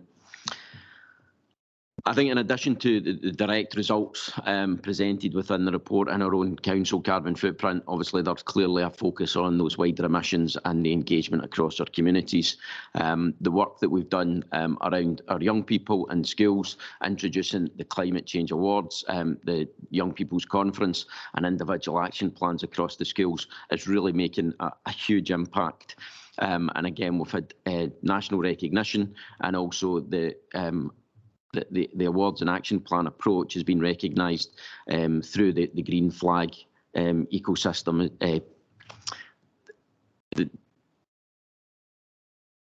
Basically the Green Flag programme nationally, and by achieving our award, we'll get a green flag, and we're the first in Scotland to achieve that approach. Clearly support for businesses, again, members, we've had previous reports outlining the details around the net zero grants and the accelerator programme, and then across our communities, opening up and trying to maximise external funding through the CARES funding and also the EcoFlex have all kind of helped to drive forward that agenda across our wider communities. Recognising that, as I've said, that this sort of action plan was focused around some of those short-term actions and getting us into the right place to move forward, then clearly further development around the plan and further future actions will also be driven by the consultation through the strategic plan. We have identified and we hope to appoint a contractor to undertake member and officer leadership training over the next couple of months, and again we'll look to kind of further review the actions and resources for future areas to focus in on. But clearly the other area we continue to do is monitor that national impact policy changes and clearly decisions that are taken out with the authority area that clearly have a massive impact on our ability to deliver this agenda. The report will be presented to Governance and Scrutiny tomorrow prior to submission to the Scottish Government at the end of November. So obviously just looking for members to agree the actions noted in the report. Thank you. Thanks very much, Andrew, for all that work. Graham? Thanks, Dougie. And thanks, Andrew, for an excellent paper and your efforts to compile it. I know it's a huge task he's undertaken along with the rest of the team. And thanks very much for making it less technical for us and a lot easier for members to understand and scrutinise. So I appreciate that effort as well. But Leader, if you'd indulge me, I'd just like to read out a quote. It's a Greek proverb. It's, "A society grows great when old men plant trees in whose shade they will never sit." That kind of sums up where we are with climate change for me. Our generation, we're not going to see the worst of climate change, but if we don't take action, those who follow will. So I'd just like to start with that before I move on to the paper. I mean, the report itself, it shows the largest ever year-on-year reduction in CO2 emissions, down 34.8% and 51.3% reduction in total. I think that's real substantial change. I think credit needs to be given to a small but very effective climate change team and all the services that have done their bit to reduce those emissions. Talking about that team, it's great to see Natasha Cadlow move into a climate change officer position. It's very well deserved. Natasha started as a graduate intern with us and she's really excelled in her role. But there's one thing, Natasha, you seem to disappear whenever Wendy, the climate change mascot's about. I just don't understand what's going on there. And that brings me to Natasha's sidekicks. Last year, Stephanie McGill. Stephanie was also a graduate intern with Natasha, but she's recently moved on to further studies at university. And I think we need to recognise the work that Stephanie produced last year as well. Now, Steph's replacement has just started. It's Connor Innes. He's over in the corner there. So welcome to the climate change team, Connor. And going back to the report, as Andrew intimated, the two largest reductions in emissions were clearly a result of the new RDF waste contract and the switch to HVO fuel. Now, I know it's an interim contract, but I would urge any new contract we sign has climate change at the heart of it, and we definitely cannot take that backwards step towards landfill. And the subject to the HVO fuel, yes, it reduces emissions by up to 90%, but as we can see at this snapshot in time, anyway, it does come at a financial cost. The report measures the CO2 reduction benefit and the financial cost of HVO, but what it doesn't capture is the benefits of that cleaner air, less polluted air, and the potential long-term reduction associated respiratory health issues. I just think it's the right thing to do, in my opinion. But that's the good bit. Unfortunately, we do face challenges going ahead. As much as we've made fantastic progress in reducing our CO2 emissions by over 50%, I think we need to recognise the next 50% is going to be the more difficult ones. And you only need to look at page 64 in table 4 to see that our energy usage, gas and electricity, are now by far our biggest contributors to our CO2 emissions. I think we all realise that there's not going to be an easy alternative clean fuel source in the short term. The Ayrshire Energy Master Plan, or LHEs, the core project will hopefully help us to identify these alternative sources of clean energy in the long term. However, what we can do at the moment is try and influence behavioural change. We've got exciting initiatives like Power Down, Mission to the Moon and Journey to Jupiter are already embedding that behavioural change within our schools, but we need to take that out into the wider public domain. I also think there's great potential in doing something visionary at the Amick and Moorfield estate if finances will allow it. And I'd just like to finish up, Andrew's already raised the carbon offsetting. I'd just like to finish up on that subject. As Andrew highlighted, the reporting mechanism doesn't allow us to take into account the impact of tree planting, peat restoration, or increases in biodiversity when it comes to recording our CO2 emissions. I do, however, think that we should start preparation work and identifying opportunities to offset emissions as we go forward. So, in summary, a great report. Thanks very much to the team, and let's keep at it. Thanks very much. Graham, words to reflect on. In terms of the challenges ahead, the next 50% will be a bit tougher. And you never see Natalie and Midney in the same place. I don't know what that's about, but no, it's great work there, and great work for young people as well. And we're really interested in how we can achieve this, these targets and the challenges that are ahead for us. It's quite, it's not insurmountable, but it's very difficult. But good work anyway. I think we'd share that, Graham. MD, what a few words, Maureen? Thank you very much, Andrew. Pleased to have the report, and particularly happy that elected members are going to receive carbon literacy training. I think that's really helpful, and look forward to participating in that. And Councillor Barton, I fully agree with you. I always say that settled old men are the people who actually plant trees, and the unsettled old men are the ones that cut them down. So I certainly agree with your sentiments. Thanks, Maureen. Claire? Just very quickly, it's an excellent report, Andrew. Thank you very much, and thanks, Graham, as well. Just take you to paragraph 33. The start of that is the recent rises in energy costs have added around 1 million to the council. So even with all the efforts that we're putting in, we don't have control over the inflation that's impacting on our energy costs. Thank you. Thanks, Claire. Anybody else? Okay. Thanks, Andrew, for a great report. And thanks, everyone else, for contribution. Can I give you recommendations? Okay, and the next item is the policy review schedule. And Amanda. Thanks, Chair. The purpose of this report is to recommend to Cabinet the proposed changes to the employment policies detailed in paragraph 2. The background is in paragraphs 3 to 5 is a standard background for this report, and paragraph 6 notes the ongoing work carried out as part of the Council's Equally Safe at Work accreditation, which I'm pleased to say we achieved the Bronze Award on the 13th of October. The main report details 5 policies, and I'm intending to go through each of these, but just pulling out a few points of each.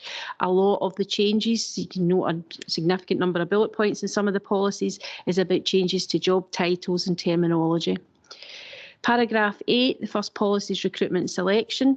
Note that section 6.5 has been updated to confirm that our guaranteed interview scheme for young people who have been looked after and accommodated has been extended to young people who have been looked after and accommodated by any local authority but are a resident of East Ayrshire. Paragraph 7.8 is additional information added and confirms that it's mandatory for all posts grade 14 and above in the council to require to go through assessment centre process. Section 9.3 confirms the council's ambassador status in relation to recruitment with conviction. And section 13.15 has additional information in relation to salary place and salary matching. Paragraph 9 then details the maternity, adoption, paternity and shared parental policy. Note in section 3 and 8.1 has clarification around the MAP B1 and the MAL notifications needing to be submitted together. Section 11 is details that you must inform us of a premature birth within 21 days and that you have 8 weeks to submit medical evidence. And Section 14 clarifies the return to work if you are requesting flexible working options. The following 3 policies that have been included are all been reviewed in relation to the work that we've been doing with closing the gap for the Equally Safe at Work bronze accreditation. The first one is detailed in paragraph 10, which is dignity at work, which was previously our harassment and bullying policy. And this has been updated in section 1.1 to confirm it applies to all East Ayrshire employees, including contractors. 1.2 clarifies the policy applies to work-related settings out with the workplace, and 2.4 has added that sexual harassment is a form of gender-based violence. Paragraph 11 is the details of the update in the gender-based violence policy, previously domestic abuse, and section 6 updates guidance for managers. Section 6.3 details where employees will have access to trauma-trained equality champions, and 6.4 is updated to reflect the change to our special leave policy, with the 10 days being granted for employees who find themselves in this situation. Paragraph 12 details the update to the equal opportunities policy. This is not solely a people and culture policy, but it's a wider corporate policy for equalities, but has been updated as part of the work with Equally Safe as well. The implications for people and culture have been detailed in the paragraphs above. The governance implications is where the states that where the proposed changes will ensure that the council continues to meet its legislative requirements as an employer. I'd note in paragraph 20 that the trade unions have been fully involved and agreed to the changes to the policy. And paragraph 21 details that equality impact assessments have been carried out for all policies, and these, along with the updated policies, are available in members' portal. Happy to take it. So back to the recommendations on paragraph 2, and happy to take any questions. Thanks, Amanda. Particularly like the piece that we're doing in sections 6.5 in paragraph 8, in terms of particularly looked after and accommodated children. I just hope that other local authorities and other agencies can follow our lead. It's something we really need to do. Colleagues, any other points? Jim? Thanks, Chair. Just as we fast approach the 16-day campaign, I'm delighted, Amanda, to see the updates on the gender-based violence policy. Really encouraged by that. Just one other viewpoint, and delighted to see also that confirming that status round about the employed with conviction. I'm just wondering how we're progressing with that. I don't know whether this is the right forum to ask how many employees are in with previous convictions that we've taken on, would it be the right forum to ask if we're fulfilling that obligation as an ambassador? Through you, Chair, we are fulfilling the obligation. The actual details about the employees is difficult to quantify because due to sensitivity, that it would identify individuals, so we don't record part of the scheme. You don't actually record the individuals, but we are fully compliant. Okay, thanks, Amanda. Anyone else? Okay, can we go to the recommendations on page 120? Okay, and the next item 6E is the employee award ceremony proposals. Again, Amanda. Thanks, Chair. The purpose of this report is to recommend to Cabinet proposals to convene an employee awards ceremony in May 2024. The recommendations are set out in paragraph 2. The backgrounds in paragraph 3 through to 7 provides members with the details of previous arrangements, including the costs of previous events, and noting that there is just under £9,000 left over from previous events, and it also details the previous award categories. We note that a short-term working group has been established and includes members from People and Culture and Facilities and Property Management Services. Paragraphs 8 through to 15 sets out the proposals for the ceremony for 2024 and it considers that it will be May 2024 and includes updated award categories, noting that the plan is for a less formal event and to maximise the number of employees in attendance. A request will be made for elected members to nominate 5 members to participate in the judging panel, and also noting that we have proposed to recognise our longest serving employees at the event. The implications of people and culture in paragraph 18, noting that People Culture Service will take overall responsibility for planning and coordination of the event. Financial implications are detailed in paragraph 19, with the risk implications in paragraph 20, noting that the perception that significant sums of money are being spent on awards and the service due to reducing budgets may be required to be managed. Employee recognition, though, remains important, and we feel that it's important to value our employees. Recommendations in paragraph 2, and happy to take any questions. Thanks, Amanda. I think, you know, with issues about cost of living, I think it's important just to strike the right balance. And I think we do that here, recognising the work of our employees, from the young people right to the long servers. I think that's good to include both the apprentice category and the long service, getting formally recognition in front of the full council. I think that's helpful. Colleagues, any comments? Maureen? Just to say that I concur with you, and I think it's really important to get that balance right. We want to communicate to our workforce that they're a very valued resource that we actually have here, because quite simply we couldn't do the job if we didn't have them. And at the same time, we have to be mindful of what we actually spend public funds on. And I think the paper proposes a very good way forward, and actually is a very inclusive thing to move that from an evening event to a daytime event. So I think that's a very positive move. Thank you for that. Thanks, Maureen. Jim? Yeah, I absolutely agree.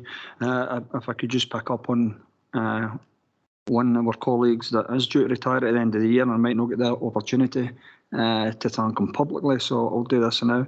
As member services, and that was along with our team, Stuart Nelson, and the valuable information and detail, and helped me certainly in my time over the last 6 years here, and the valuable support that he's provided to us all, I think. So it was just to take that opportunity, Chair, to express my extreme gratitude to him. Well, Miss Stuart, yeah, I'd agree with that, Jim. Okay, no one else want to comment? Can we agree the recommendations? Thank you. I think that concludes our E items, so we'll just have a wee pause there.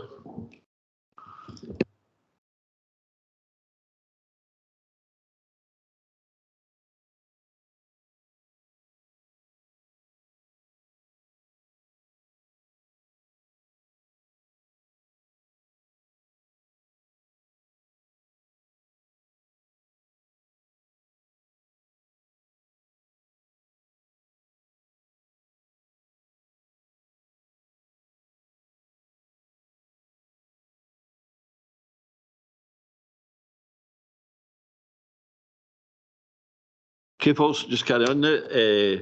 Item 7, that's Chief Officers, Local Government Employers, Craft Operatives, Local Government Pension Scheme Employers, Discretions. Amanda.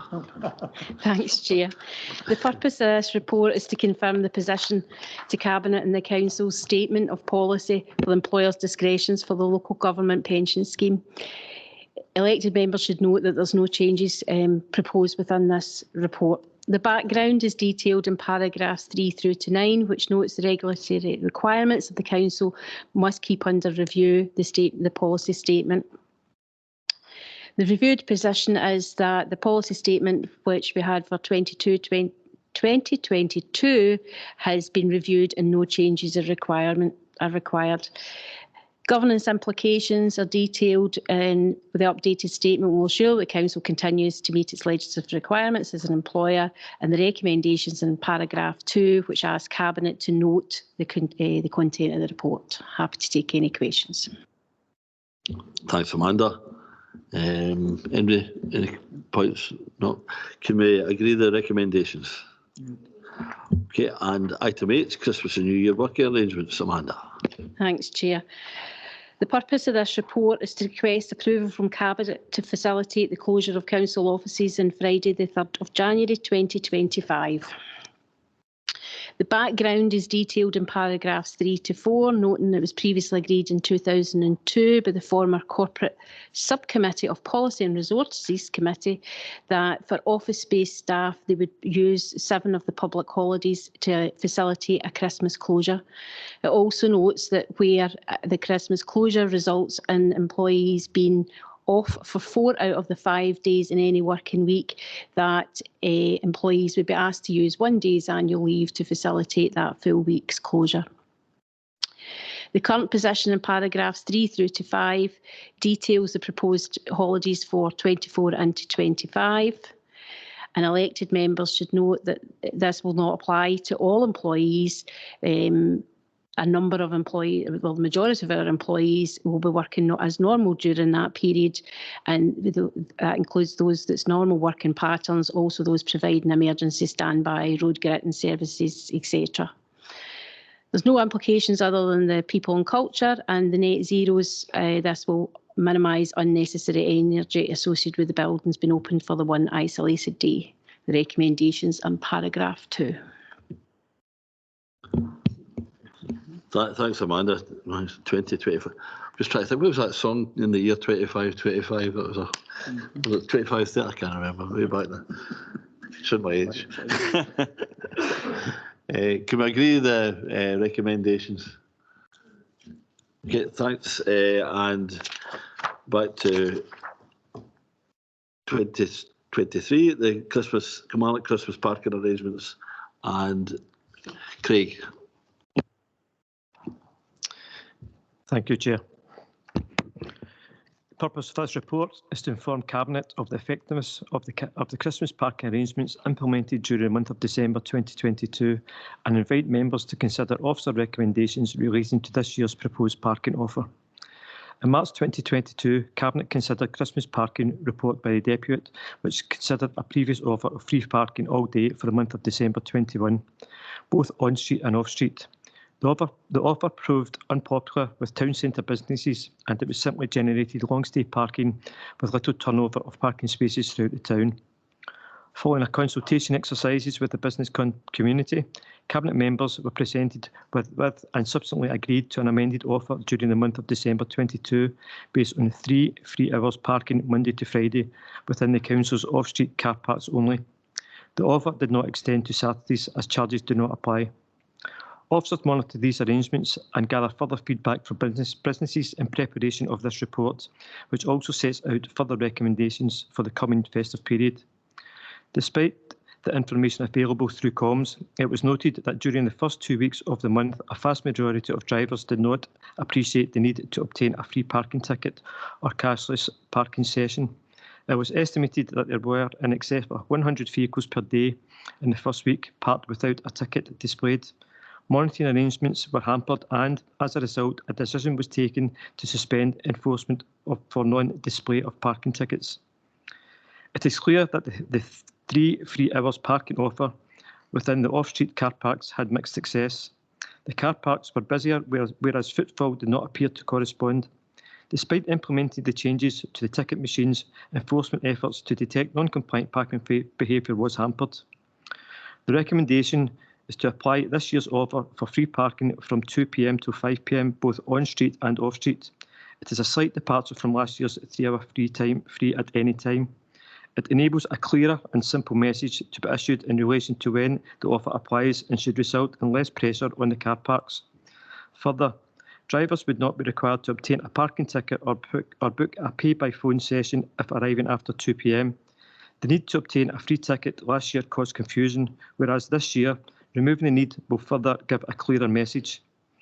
It should be noted, however, that the offer will not address issues in relation to the fact that the car parks operate above capacity most Saturdays, as they are free to use, a situation which will be exacerbated in the run-up to Christmas.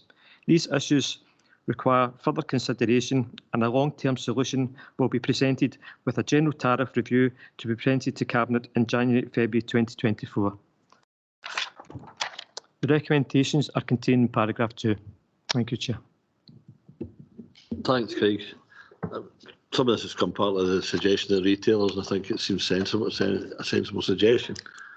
I would just appeal to make sure there's appropriate signage so it's clear to people, because I don't know, many have to kind of tell people that they don't have to pay. I've seen that happen quite regularly.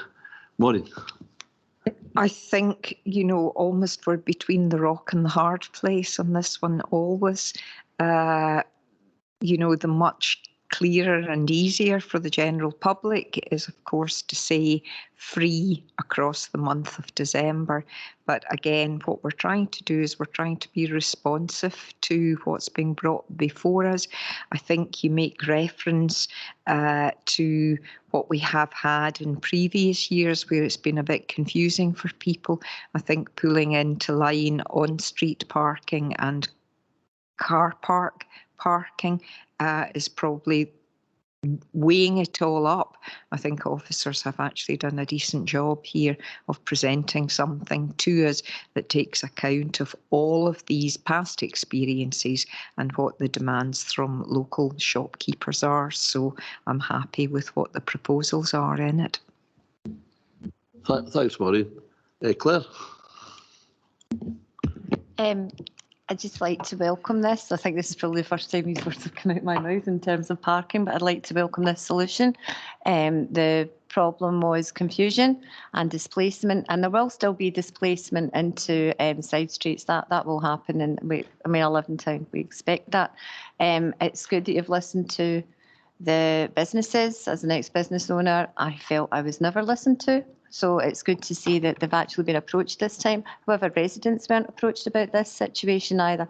I would also like to remind everybody it's our policy to encourage people to use public transport as well, and we can't be seen to be favouring cars over public transport either. So with strong messaging going out there, with good comms behind it, with good signage, there should be less confusion, and hopefully it will be seen in an impact on the tills of the businesses in town. Thank you.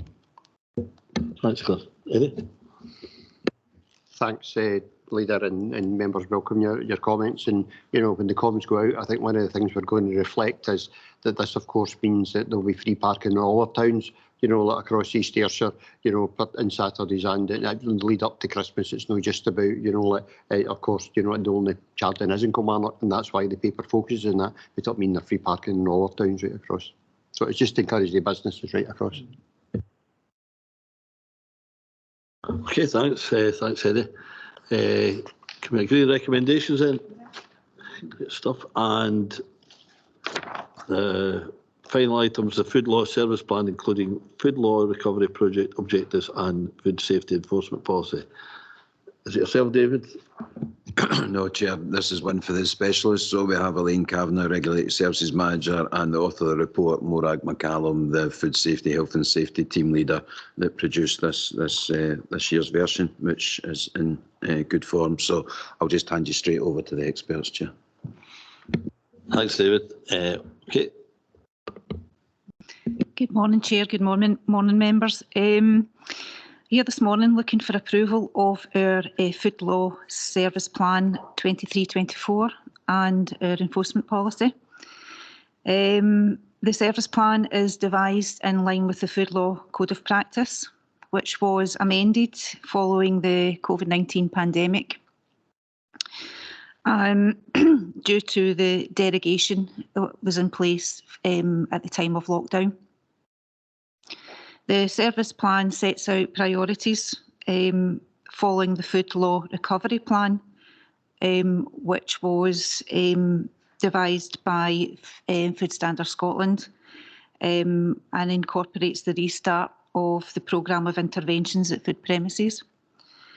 Food Law Recovery Plan is a 5-year plan, and we're now in year 3 The number of inspections and interventions due, I think you'll note from the plan, far exceeds the resource available to achieve the planned work. However, the key points to note within the plan is that enforcement has been always and in previous service plans is focused on the highest risk businesses, whether that be because of activity they do or because of poor compliance. As a result, we're continuing to recruit to the best of our ability the posts that are vacant currently. We have worked closely with and continue to work closely with the West of Scotland University to train students who come in their third year of their degree. So we're taking the approach of grow your own with our recruitment issues, recruiting EHOs to the service. It's also important to note that the team deliver more than food interventions. They deliver a food sampling programme, respond to complaints, investigate food poisonings, contribute to licensing applications, and we have a responsibility for health and safety enforcement within premises.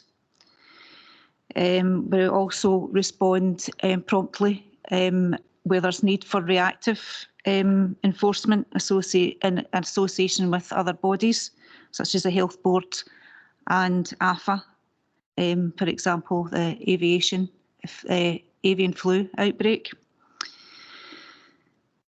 I wanted to point out that the shortage of EHOs is a Scotland-wide issue for many reasons, as a result of a reduction in students entering the profession and the degree course, as a result of an ageing EHO profile within local authorities, and difficulties in recruiting as a result of having to compete with other local authorities for staff when vacancies are advertised.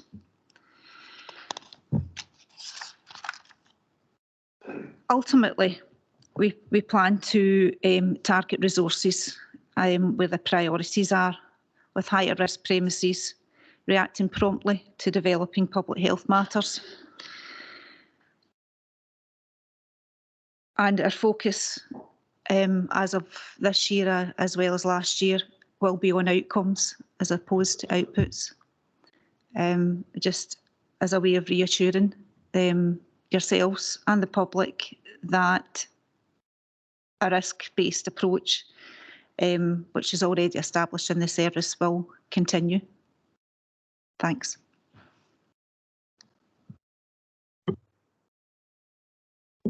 Thanks. Just, I might bring on Jim first. Jim. Okay, thanks. Thank you, and thanks for the paper, and thanks for that reassurance.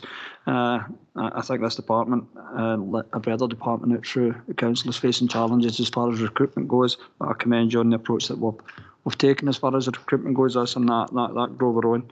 So just for me, I think it's that reassurance to the public, although we're struggling, to staff at the department, that we're doing it, and that focuses on public health. So thank you for that and that approach.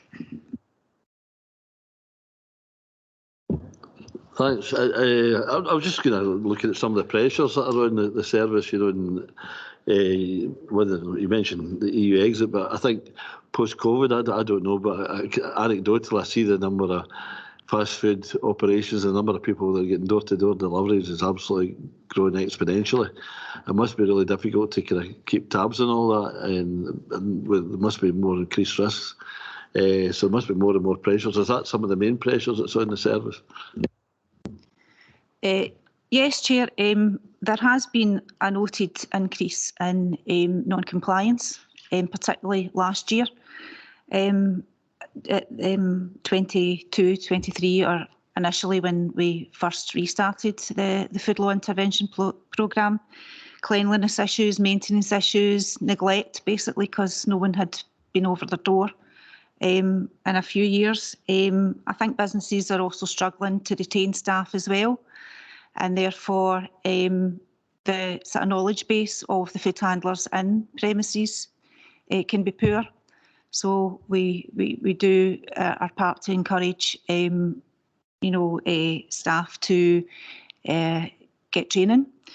And there is an increased number of revisits as well to businesses in relation to compliance, but also there's a greater turnover of businesses, business operators, due to businesses failing. And that also puts pressure on our department to go into the same premises under different ownership over and over again. And there are a number of people who believe themselves to be innovative and starting up businesses, possibly from their home. And that's not acceptable without us approving that business first, in particular if it's a high-risk business serving high-risk foods, open foods and takeaway meals as such from their own home. And we find it difficult to investigate those types of allegations as well. But yeah, there is a high turnover of businesses as well, which puts pressure on our department too. Claire? It's just a just a quick note. During lockdown, I had several cases of people running businesses from home, and of course we couldn't enter the premises, or we couldn't even be asked to enter the premises at the time to check them. Has that level of business gone down? I'd quite like to know that. Thank you. Through you, Chair. There has been less reports and less businesses being reported to us with people noting things on Facebook, which seems to be the main sort of stream for these businesses to promote their activity. There is a reduced number than there was, in the early days of the pandemic and the immediate aftermath, but there are still people attempting to do that because they're trying to generate a new income stream for themselves. Thanks. David? Yeah, it was just to echo what's been said and the point about reassurance as the pandemic had a number of effects, and here we are nearly end of 23 still talking about it, but it did because it had the effect that's been described in that there was the stand back on the normal activity of the food safety teams across the country.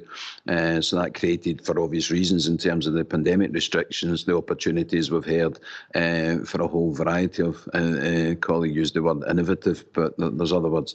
There was certainly one I was aware of up in East Wren, Mirasday, where it was neither collection or takeaway or the home delivery, it was pick it up in a Lidl's car park. But that was East Wren, I hasten to add.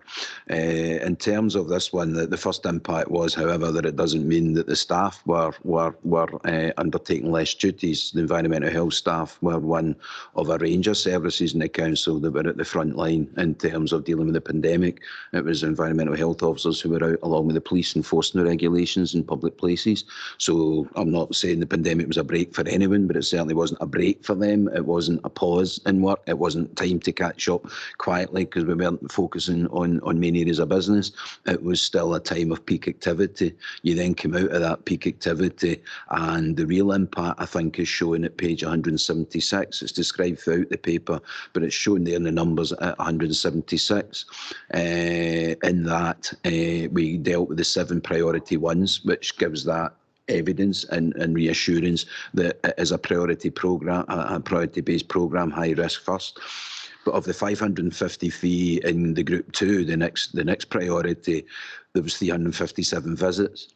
What colleagues have found and advised consistently is during that period of the pandemic, when there was less visits and less activity, businesses were perhaps understandably cutting corners, were dropping their standards.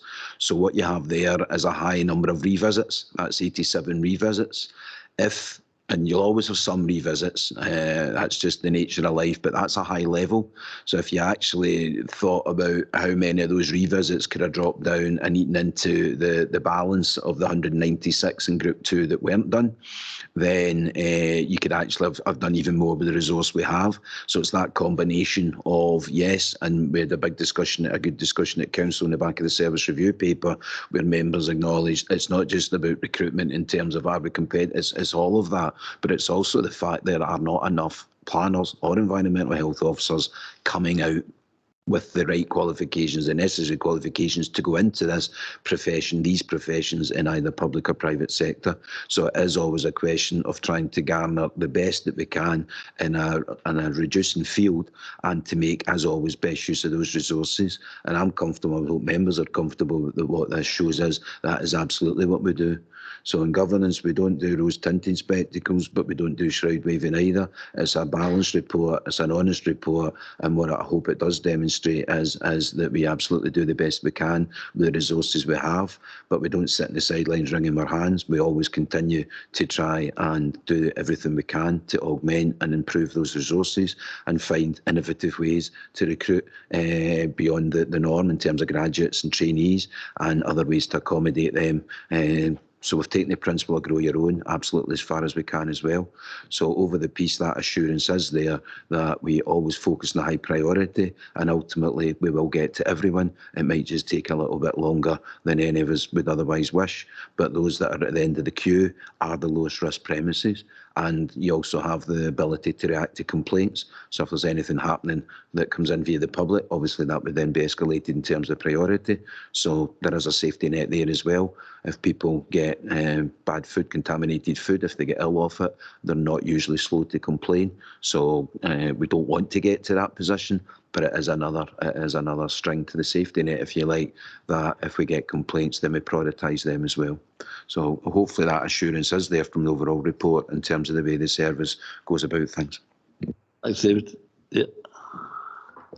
Through you, Chair. It's just really to put a bit of context to some of the, we're mentioning training programmes and we're mentioning these undergraduates.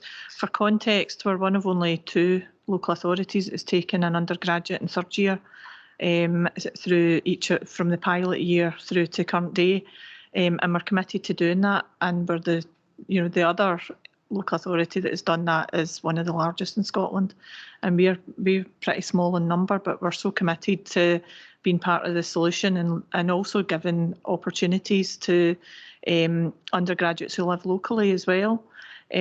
So that's some of what we're looking at, and some of the other things we're looking at are a new modern apprenticeship that has been developed, which will feed into both trading standards and environmental health. So we're trying everything. No, that's great. It's great to hear. It's really encouraging. Maureen?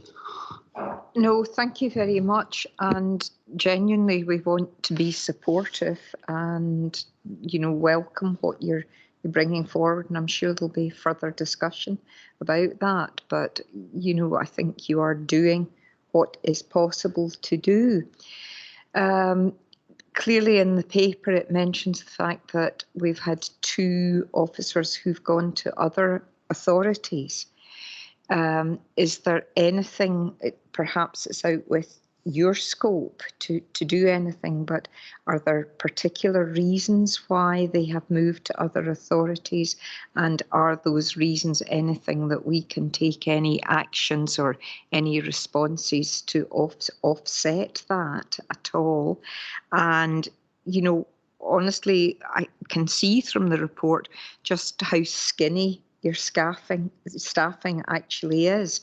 So as soon as people need holidays, and we want you to have holidays, because that's the way that we make sure that you're at work in the long term. But, people do get sick, and the concern is that there's so little fat there that, that's going to have a significant impact. And I suppose then that wider question is, and David, you might want to come back on this one too, north and south, and is this something that's ripe for looking at something in terms of an Ayrshire solution to it, particularly when we're thinking about sort of, AMEC and sort of what our wider aspirations are in relation to food and drink across the region as a whole. And, again, from the experts, would that be in any way a help to you? If it's not a help to you, you need to tell us so as that we don't start going down a wrong road. Thank you.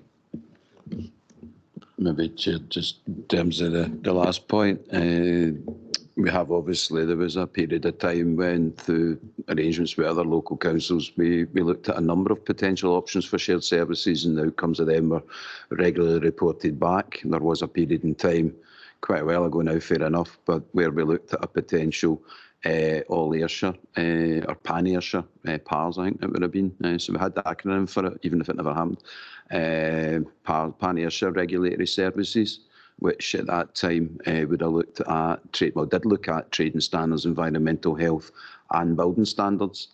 The conclusion reached and accepted by the three councils was it wasn't the right fit at that time. I think it's a while ago now. I can't reiterate all of the reasons, but it was the view was taken that, and I think even reflecting back, well, trading standards was a function of the old regional authorities and therefore could perhaps lend itself to something bigger and more strategic. Equally, environmental health was recognised and perceived to always be best delivered at a local level, as was under the old arrangements where it sat with the district councils rather than the regional, and that was certainly part of it, as well as the usual, all the usual ins and outs of bringing together what would have been umpteen different workforces in terms of 3 lots of trading standards, 3 lots of environmental health, and 3 lots of building standards, all on slightly different terms and conditions and hours and salaries, etc., etc. So all I can say is it was looked at, it was ruled out at that time, but I suppose as we go forward, we always need to be mindful of all the options. And again, I'm neither buying or selling, but that would also include the potential, I think in some areas we have Food Standards Scotland have certain functions, is whether or not, and you've seen developments in trading standards, with Trading Standards Scotland doing certain work on a national basis, and also Consumer Direct doing certain of what used to be trading standards activity on a national basis. So I suppose that needs to be, and again, I'm not promoting that, but if one was looking at all the sensible options to make better use of a limited resource on a wider area, then yeah, it could be looked at again. Noting, as I say, that just because we looked at it once and ruled it out wouldn't necessarily mean it would be the same conclusion this time, but the risk would certainly be that we might come to the same conclusion for the same reasons. In terms of the staff that moved, there's always a mixture there. It's not usually one factor. Certainly I know that one of them was particularly personal circumstances in terms of where that individual and a partner, husband, were looking to live, etc. But you'll recall from the service review paper to council that one of the actions is just a review of the terms, conditions and gradings within environmental health going forward to make sure that we are as competitive as we can be to assist in that recruitment challenge, if we can call it that. I don't know if there's anything I've missed there that Elaine wants to add to that, but. Through you, Chair. Yeah, I think some of the vacancies have arisen because we're not as competitive as near neighbours, and that's been a bit of a draw for a couple of the candidates. And as David points out, that's what we're going to look at through the output from the service review. In terms of looking at delivery on a wider regional or national basis, I don't think it addresses the fundamental problems, which are that we need to encourage young people into the degree course, we need to encourage them into the professions, and we need to let them know what a great career you can have in local government, because I think that's part of the problem. And I've not spent all of my career in local government. I've also worked for a non-departmental government body, and I would say that my observations from that are that you don't increase your resource by bringing people together. It's about cost synergies, and the priorities then become the national priorities, and you lose that local touch, and you lose the local intelligence, and you lose the ability as local members to be able to drive the output from the service, would be my personal opinion. Jim? Thanks, Chair. Just again, it's running about public reassurance. I get a bit of comfort when I go into restaurants or eating places when I see Eat Safe awards. That they're always good to see. So just a wee question about that. Do we still participate in that Eat Safe awards? And secondly, following up on, I know a couple of years ago, as far as employees that went above and beyond the standard food hygiene qualifications and preparation, that they were rewarded as well with a certificate by the council. Are we still doing that? Through you, Chair. Yes, we are. There's still the Food Hygiene Information Scheme certification. When someone passes their food inspection, they are awarded with a pass certificate, which they display in the premises. Unfortunately, it's not mandatory, so anyone awarded a improvement required certificate don't have to display that. There's also the additional award, as Councillor referred to, the Eat Safe award. That's given to businesses that go above and beyond the basic requirements. There's a lot of conditions applied into achieving that award, additional training, etc.